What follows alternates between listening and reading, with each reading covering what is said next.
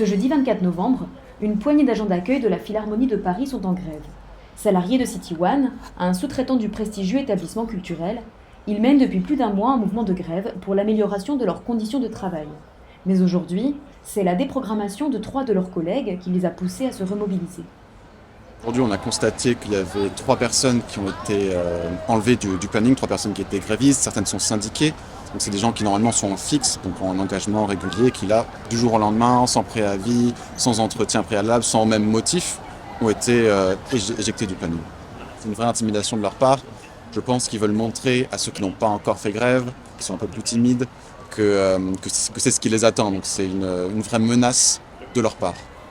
Vraiment une atteinte au droit de grève, en fait on a fait grève et on est là depuis longtemps et on n'est pas renouvelé. Le mois même où on fait grève, c'est vraiment questionnable. J'ai été licenciée, non reconduite, pour des raisons qui n'ont pas été dites. Notre statut, qui est le CDD, nous assure aucune sécurité. On peut ne pas du tout être conduit pour des raisons qui peuvent nous être inconnues ou des raisons même voire non valables. C'est la 5e journée de grève depuis le début de la fronde, le 20 octobre. À l'origine du mouvement, le licenciement abusif d'un de leurs collègues. Depuis, le mouvement a pris de l'ampleur. En tout, c'est plus d'une quarantaine des 200 salariés de City One travaillant à la Philharmonie qui ont participé aux grèves. Une mobilisation rare auprès de ce type de salariés en contrat précaire.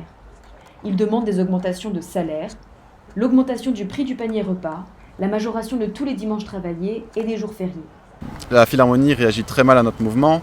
Comme j'ai dit, on sent beaucoup de mépris dans les paroles. On nous a même sorti qu'on était chanceux d'être au SMIC, ce qui est un petit peu gonflé, je trouve. Aux revendications en tant que telles, en négociation, on a très peu de retours, on a surtout des miettes. Et ce qui a lancé, en fait, c'est ce qui fait que le mouvement prend de plus en plus d'ampleur. C'est que ça satisfait personne et ça montre qu'ils se moquent un peu de nous. Parce que déjà qu'on demande pas grand-chose, un peu un minimum, si en plus on a encore moins que pas grand-chose, c'est normal de se révolter. En fait, quand on va à la Philharmonie, la grande majorité des gens qu'on voit sont sous-traités, des gens qui accueillent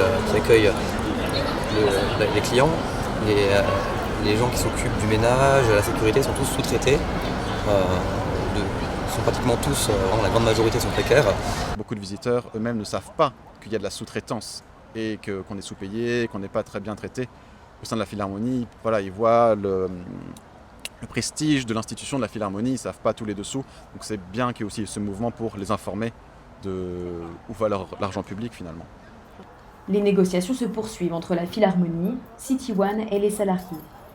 L'union locale de la CGT du 19e arrondissement de Paris et la CGT Fédération des sociétés d'études participent au mouvement et soutiennent les grévistes.